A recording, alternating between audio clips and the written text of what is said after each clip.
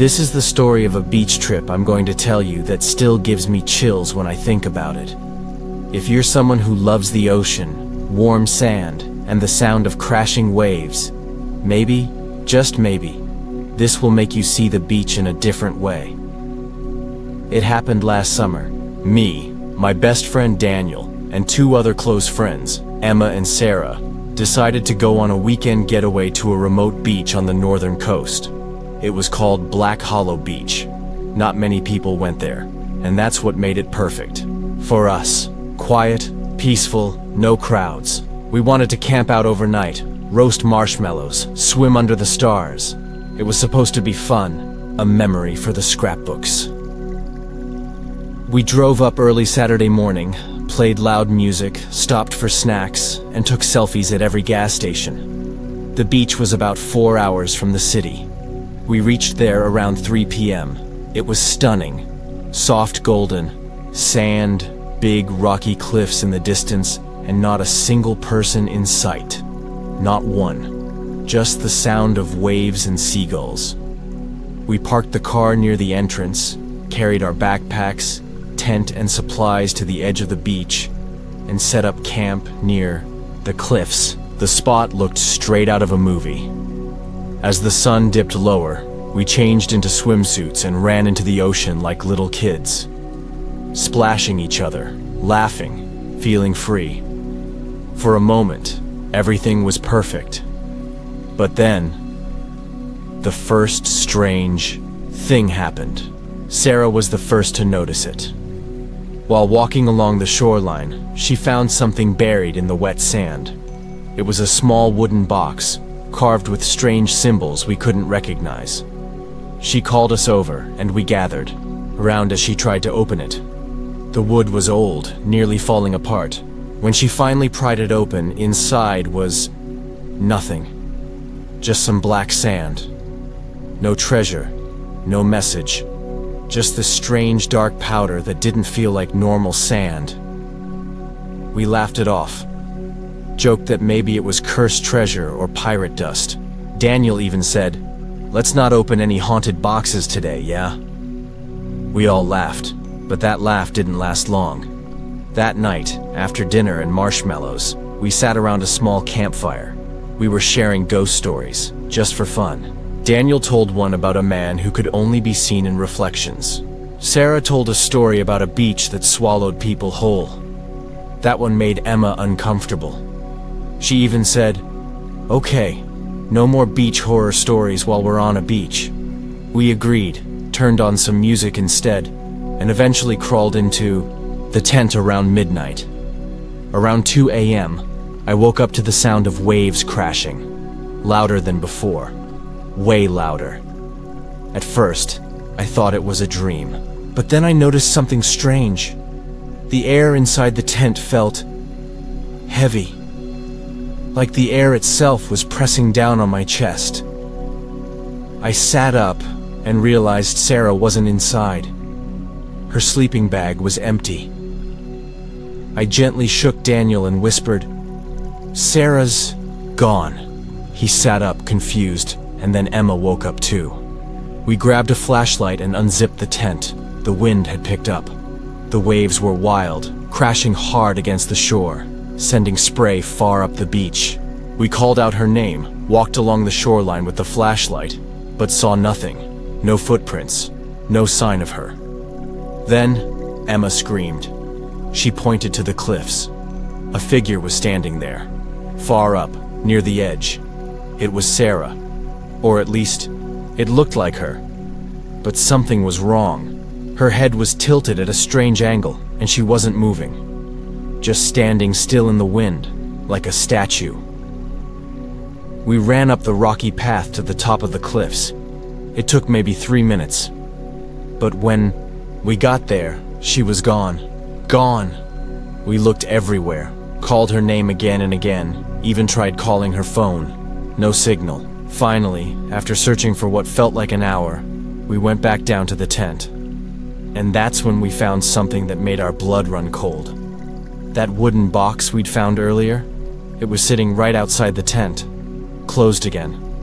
But now, instead of sand, It was filled with water, and floating in that water was Sarah's necklace, the one she always wore.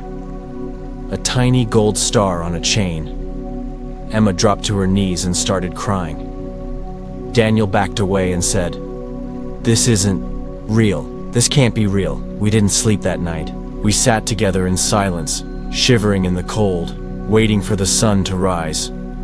When it did, we packed everything in a rush and left. We didn't even look back. We went straight to the local police station, told them what happened. They searched.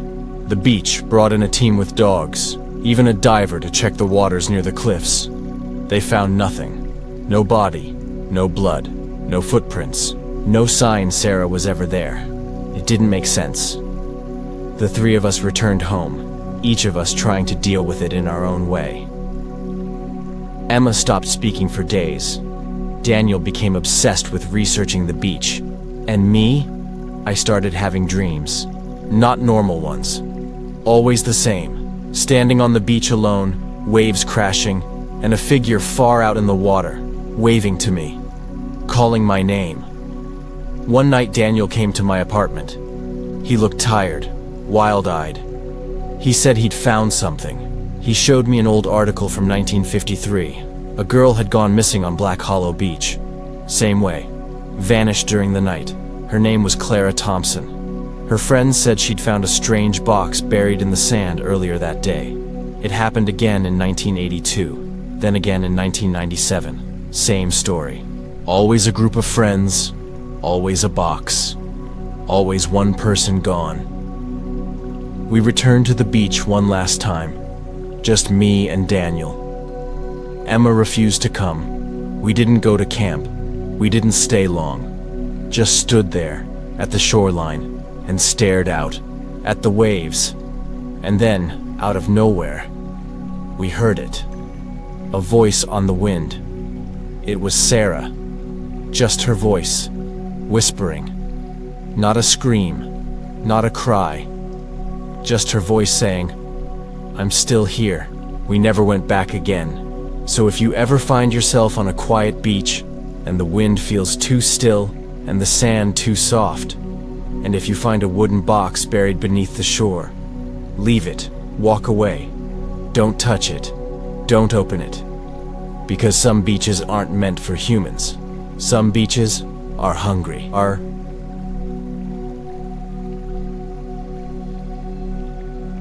This is the story of a beach trip I'm going to tell you.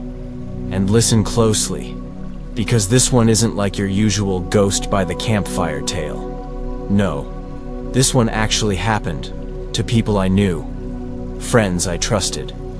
And what we saw, it changed everything. It started with a group of 6 of us. Me, Jake, Lily, Noah, Rachel, and Sophie. College friends. We were all tired of studying, exams, and the same old coffee shop hangouts. So we planned a weekend beach trip. A little escape. We picked a lesser-known place called Wren Beach, about 3 hours from town. Not many tourists go there. It wasn't on any maps. Jake found it online, in some old travel blog. Said it was peaceful. Untouched, he called it. We packed our bags, filled the car with snacks and cheap beach towels, and headed out early Saturday morning. The road was quiet, no towns for miles. The beach was hidden behind a curtain of thick trees, and the parking spot wasn't even marked. We had to hike down a narrow trail with our backpacks, pushing through bushes and branches, until the trees finally opened. And there it was, Wren Beach. It was beautiful, absolutely perfect. Pale sand that shimmered under the sun, tall cliffs on one side, a smooth shoreline that stretched endlessly. But there was something else too. Something none of us said out loud. It was too quiet. No birds, no insects, just the soft crash of waves and the wind. We set up 2 tents, built a fire ring with stones, and tossed a frisbee around while Jake and Rachel set up the grill. We laughed, played music from Noah's speaker, and told each other we'd picked the best spot on Earth. By nightfall, everything seemed normal. The stars came out, bright and clear, like diamonds. We sat around the fire, eating grilled corn and telling dumb stories. Then Lily said she wanted to go for a night swim, just a short dip. Jake said he'd go too. Noah and I stayed near the fire while Rachel and Sophie went off to the tents. Jake and Lily ran into the dark waves, laughing. We could barely see them after a few seconds, just their splashes, then silence. We waited. Then we heard Jake scream. I jumped up, flashlight shaking in my hand, and ran to the edge of the water. Noah followed. I shined the light across the waves and saw nothing. No Jake. No Lily. We started yelling their names. I went into the freezing water up to my chest, heart pounding, shouting, spinning the flashlight back and forth. Still nothing. No sound, no struggle, no bubbles, just the black ocean. Sophie and Rachel came running, terrified. We stood there, frozen for what felt like forever. Then Rachel gasped. She pointed. Further down the beach, maybe 30 feet away, were two figures, standing side by side, still, too still. We ran toward them, calling their names, but as we got closer, we stopped. It wasn't Jake or Lily. It was two figures made of sand, shaped like people, perfectly. Same height, same posture, but no faces. Just smooth sand where eyes and mouths should be. We didn't speak. We couldn't. The fire behind us had gone out without a sound. We huddled together and rushed to the tents. Rachel started crying. Sophie was shaking. Noah tried calling the police, but there was no signal. Not even a bar. We stayed in the tent the entire night, barely breathing, listening to every shift of the wind.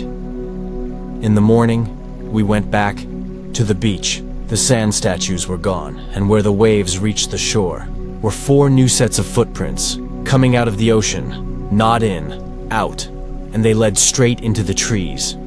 We packed up in minutes, no breakfast, no arguing. We didn't even roll up the tents, we just grabbed what we could carry and ran. That hike back up the trail felt like it would never end. But when we finally reached the car, the windshield was cracked from the inside. We drove in silence. The road felt longer than before. Sophie whispered that she saw something watching us in the trees. None of us looked. When we got home, we filed a missing persons report. Jake and Lily were never found. No bodies, no calls, just gone. A few weeks later, I went online to look up Wren Beach again. That blog Jake found, it didn't exist anymore, not even on archived pages. It was like it had never been written, and then something even worse happened. Rachel stopped answering texts. Sophie said she'd been acting strange, standing outside her window at night, not saying anything, just looking in. Then she disappeared too, vanished from her dorm. No note, no trace.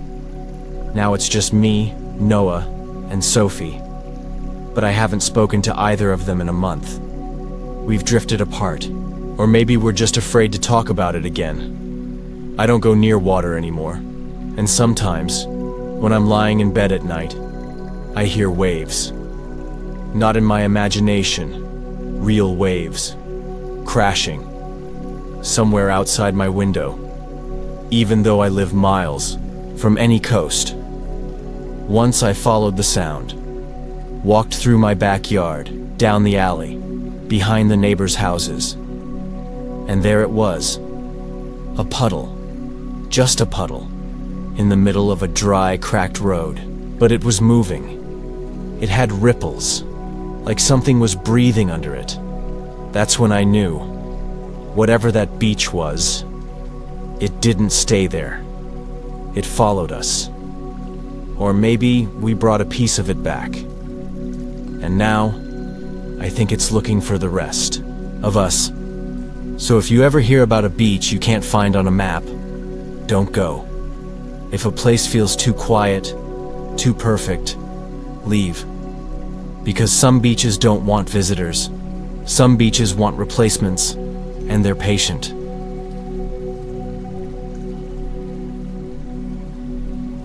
This is the story of a beach trip I have to tell you. It's one of those stories that stays with you long after it's over. And not just because of the sun and sand, but because of what happened that weekend. The kind of story you won't believe until you hear it straight from me.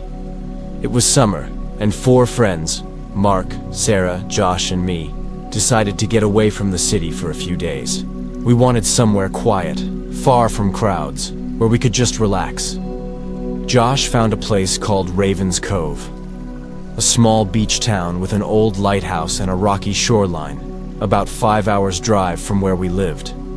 Not many tourists went there anymore. It sounded perfect. We packed up the car early on Friday morning, filled with excitement. The drive was long, but the roads were empty, and the weather was perfect. Clear blue skies, warm but not too hot. When we finally arrived, the town was exactly how Josh had described. Sleepy, with just a few small shops and houses. The beach was a short walk from where we parked, through a narrow path lined with wildflowers and pine trees. When we reached the shore, the sight took our breath away. The beach was narrow but long, with dark, jagged rocks lining the edges and waves crashing with a steady, soothing rhythm. The old lighthouse stood tall on a cliff nearby, its white paint peeling but still proud. The whole place felt untouched. We set up our tent near some large boulders and spent the day swimming, exploring tide pools and laughing like we hadn't in months. As the sun began to set, we built a fire on the sand and cooked hot dogs over the flames. The sky turned orange and pink, and we shared stories, music, and plans for the next day. But just as night fell, things started to feel strange. We were all sitting around the fire when Sarah said she heard footsteps coming from the rocks behind us. At first, we thought it was some animal, maybe a raccoon or a stray dog. But the footsteps didn't stop. They got louder, closer. Then, just as suddenly as they started, they stopped. No one said a word. We all looked at each other. The silence, growing thick. Josh joked nervously, maybe it's the lighthouse keeper checking in, but none of us were convinced. Later, when we crawled into the tent to sleep, I couldn't shake the feeling that someone was watching us. The wind had picked up, and the sound of the waves was louder now, almost drowning out the creaking of the tent poles. But beneath that noise, I thought I heard faint whispering. So soft, it was almost impossible to tell if it was real. The next morning, Sarah was missing. We woke up to find her sleeping bag empty.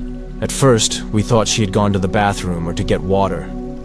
But after calling her name for 10 minutes, panic began to settle in. Josh and Mark rushed to search around the campsite while I stayed by the tent, trying to keep calm. We found her phone lying in the sand near the cliff's edge. Her footprints led there too, but they stopped abruptly. It was like she had vanished into thin air. We ran down to the beach, shouting her name. The waves crashed louder than ever, cold wind whipping through our clothes. The old lighthouse stood above us, casting a long shadow across the shore. Mark said, "We have to tell someone, the police," but the town was too small, and cell reception was spotty. We decided to check the lighthouse ourselves. Maybe Sarah had gone there. The door was unlocked. Inside, the air was cold and smelled like salt and old wood. Dust covered everything, and the spiral staircase creaked as we climbed. Halfway up, Josh stopped suddenly. "Guys, look at this." On the wall, scratched into the paint, were names and dates. Some were fresh, others decades old, and one name repeated again and again. Sarah. "Why would someone write that?" I asked, unease settling deep in my chest. Mark shone his flashlight toward the top. The light revealed something else, an old diary wedged between the beams. opened it. The diary belonged to a lighthouse keeper from the 1940s named Thomas Granger. His entries started normal, talking about storms and lonely nights, but then turned dark. He wrote about voices from the sea, about shadows moving in the waves, and a curse that trapped souls in the cove. He claimed the sea took those who dared stay too long after dark, and the lighthouse was the only place safe, but only if you never looked out the windows at night. We exchanged nervous glances. Suddenly, a gust of wind slammed the lighthouse door shut. We rushed down the stairs, heartbeats pounding, and burst outside. The sun had vanished behind thick clouds. The sky was a strange gray, and the waves roared like an angry beast. We ran back toward the car, but as we reached the beach, Mark tripped and fell near the rocks. When he got up, his face had changed. His eyes looked darker, almost hollow. "Did you hear that?" Mark asked, voice low and trembling. "Hear what?" Josh said. "That whispering. It's not the wind." The three of us looked around, suddenly aware of how quiet the beach had become. No waves, no wind, no birds. Then we heard it, a voice calling Sarah's name, faint and echoing from the water. "Sarah!" I screamed, running toward the shoreline. But the water was pulling back, retreating faster and faster, revealing something we were never meant to see. Hundreds of skeletons scattered across the sand, their bones white and shining under the strange light. Mark grabbed my arm. "We have to get out of here now." We didn't wait. We ran up the path to the car and sped away, not stopping until we reached the next town. We reported everything to the police, but when they returned with us, the skeletons were gone. The beach looked normal again, peaceful and quiet, like nothing had happened. Sarah was never found. Months later, I still dream about Raven's Cove, about those bones on the sand, the whispering voices, and the shadowed eyes in Mark's face. Some nights, when the wind is just right, I swear I hear Sarah's voice calling me back to the beach. And I don't know if that's a warning or an invitation. So, if you ever find yourself near a lonely lighthouse on a rocky shore, don't get curious. Don't follow the voices. Some places keep their secrets for a reason. Because sometimes, the sea doesn't just take people, it keeps them forever.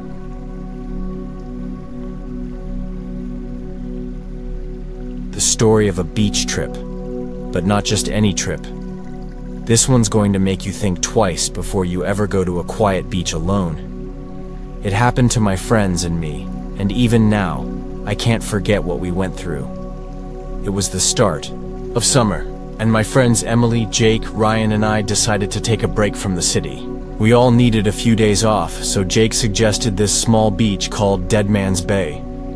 The name sounded creepy, sure, but Jake said it was beautiful and isolated, perfect for camping and swimming. We were looking for peace, and that's what we wanted. We packed our car late Friday afternoon and drove for hours until the city lights disappeared behind us. When we reached Dead Man's Bay, it was just as Jake promised. Wide stretches of golden sand, tall cliffs on one side, and thick forest on the other. The sun was setting, painting the sky orange and purple. We set up our tents near some rocks close to the edge of the forest, just a few steps from the shore. After dinner, we sat around the campfire. Ryan played his guitar softly and Emily roasted marshmallows. The sound of the ocean waves was calming, almost hypnotic, but there was something in the air, something we didn't notice then. Later that night, I woke up to strange noises. Not the usual ocean sound, but soft, low whispers coming from the forest behind us. I shook Jake awake. "Did you hear that?" I asked. Jake rubbed his eyes. "Probably just animals," he said, but I wasn't convinced. We listened for a few minutes. The whispers grew louder, but still soft, like voices speaking in a language we didn't understand. Suddenly, a shadow moved past the edge of the trees. Something tall, thin, and oddly shaped. We both stared, frozen, as the shadow disappeared behind the trees again. The next morning, Emily was missing. We woke up to find her sleeping bag empty. At first, we thought she had gone to the bathroom or to get water, but she wasn't anywhere nearby. We called her name, but there was no answer. Panic hit us like a wave. Jake, Ryan, and I ran toward the forest edge, shouting her name. Then Ryan noticed footprints leading from our campsite toward the woods. But these footprints weren't normal. They were larger than any humans, with long claw marks on the edges. We followed the footprints deeper into the trees. The forest grew darker and colder, even though it was daytime. The air smelled damp and musty, like something dead was rotting nearby. Suddenly, we came to a small clearing, and there in the middle was Emily's backpack, but she was nowhere to be found. Jake found a note inside the bag, written in shaky handwriting. "Do not follow, they are watching." We looked around nervously, and that's when we heard it. Footsteps, slow and heavy, coming from all directions. We ran back to the beach, hearts pounding, and didn't stop until we reached our tents. But the feeling of being watched didn't leave us. At night, the whispers came back, louder and more urgent. We decided to leave first thing in the morning. But as we were packing, Jake spotted something in the sand near the waterline, a circle of strange symbols, drawn with some kind of black ash or charcoal. In the center was a small pile of bones. Human bones. We stood frozen, unable to move. Then the tide began to rise fast, washing over the symbols and bones like trying to erase them. The water glowed faintly green under the moonlight, and the whispers turned into low chants. Suddenly, a figure emerged from the ocean. Not a person, but something tall and dark with glowing eyes. Its skin looked like wet stone covered with seaweed. It stepped onto the sand, and the temperature dropped sharply. Ryan screamed. We grabbed our things and ran toward the car as fast as we could. When we got there, the car wouldn't start. The engine just turned over weakly, then died. Behind us, the creature's heavy footsteps approached, echoing on the sand. In desperation, I grabbed a flare gun from the trunk and fired it toward the monster. The bright flare lit up the night, and the creature hissed, retreating back into the waves with a sound like breaking glass. The engine roared to life. We didn't look back as we sped away from Dead Man's Bay. Days later, we learned that no one had lived in that town for decades. The last family reportedly left after a series of strange disappearances. Some said the bay was cursed, haunted by ancient sea spirits angry at the living. Emily was never found. Jake, Ryan, and I still don't talk much about what happened. But sometimes, when the wind blows just right, I swear I hear whispers coming from the ocean. So if you ever hear about Dead Man's Bay, or a quiet, isolated beach with a dark past, stay away. Because some places aren't just empty. They're waiting for you. And sometimes the sea doesn't just take people, it keeps their souls forever.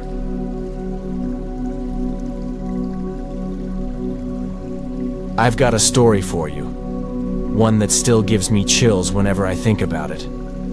It's the story of a beach trip gone horribly wrong. So listen closely, because this isn't just some campfire tale. This actually happened to my friends, Ethan, Claire, Michael, and me, on what was supposed to be the perfect getaway.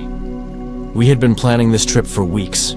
After a brutal winter, we were desperate for some sun, sea, and sand. Ethan found a little-known beach called Silver Cove, a remote stretch of coastline hidden behind thick woods, about 3 hours from the city.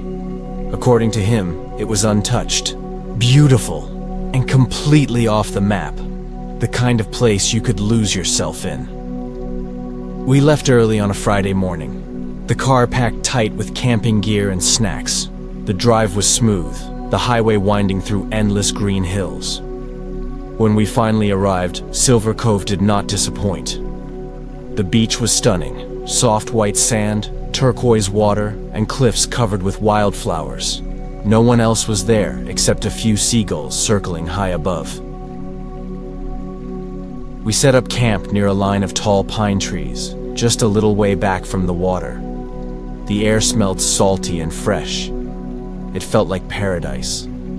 We spent the day swimming, exploring, rock pools, and joking around. Michael even found an old rusty compass buried in the sand, which he claimed was a lucky find. That evening, after a simple barbecue, we sat around the campfire telling stories and watching the stars come out. Everything was perfect, until Claire noticed something strange. "Do you guys hear that?" she asked, suddenly quiet. We listened. There was a faint humming sound, like a low vibration coming from the cliffs at the far end of the beach. It was soft but steady, almost mechanical. We shrugged it off at first, thinking it was just the wind or maybe some far-off boat engine. But as night deepened, the humming grew louder. At around midnight, Ethan suggested we investigate. Armed with flashlights, the four of us walked cautiously toward the cliffs. The further we got, the more uneasy I felt, like we were crossing a line into something not meant for us. When we reached the base of the cliffs, we saw the source of the sound, a narrow cave mouth, just big enough for one person to enter. The humming was coming from inside. Michael, being the bravest or perhaps the dumbest of us, said, "I'm going in." Claire and I tried to stop him, but Ethan convinced us to follow. None of us wanted to be left alone on the beach at night. We crawled inside the cave, and the temperature dropped instantly. The walls glistened with dampness, and the humming was louder now, like a machine powered by something ancient. Then we saw it. Buried halfway in the sand was a metal box, strange and old-looking, covered in barnacles and rust. It was humming because it was some kind of power source, maybe a battery or generator, but nothing we recognized. Suddenly, the ground beneath us shifted. The cave started shaking, small rocks falling from above. We scrambled out just in time as the entrance collapsed behind us, trapping us inside. Panic set in. We banged on the rubble, shouting for help. But our voices only echoed back. Then the humming changed, deepened, grew into a low growl. We looked around, and the shadows cast by our flashlights twisted and moved like living things. Claire grabbed my arm, whispering, "We're not alone." That's when we saw them. Figures emerging from the darkness. Not human. Tall, thin creatures, with pale, almost translucent skin and glowing eyes.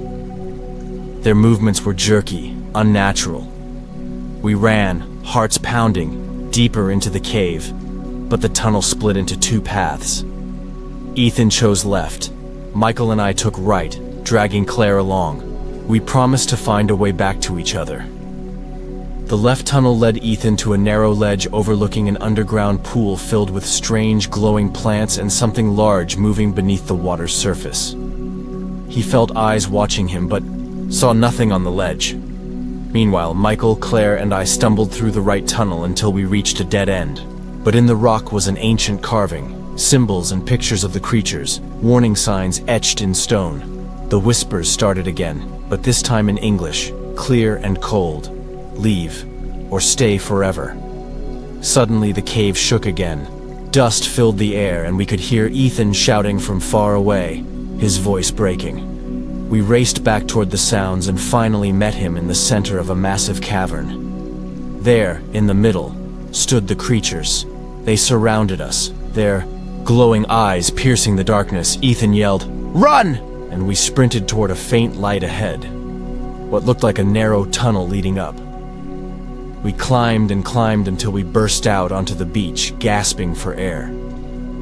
The sky was gray and stormy now, the waves crashing wild. But when we turned back to the cave, the entrance had vanished, just a solid cliff face where it once was. We didn't speak much on the drive home. The mood was heavy, and all of us were shaken by what we'd seen. Claire was especially quiet, staring out the window, as if she could still hear those whispers. Over the next few days, strange things started happening. Our phones stopped working. The compass Michael found kept spinning wildly, no matter how we tried to steady it. And every night, we had the same nightmare. Walking alone on a dark beach, hearing a voice calling us back to Silver Cove. We tried to tell others what happened, but no one believed us. Silver Cove wasn't even on the maps anymore, and when we checked online, the area was marked as restricted due to landslides. We never went back, and none of us ever talked about the trip in detail again. But sometimes, when I'm near the ocean, I catch a faint humming sound in the distance, and I wonder, what exactly was buried in that cave? What were those creatures? And what would have happened if we hadn't escaped? So, if you ever hear about a hidden beach called Silver Cove, or find yourself near cliffs with caves that hum in the night, don't go looking, because some secrets are better left buried, and some places aren't just beautiful, they're dangerous. And that's the last beach trip story I'm ever telling.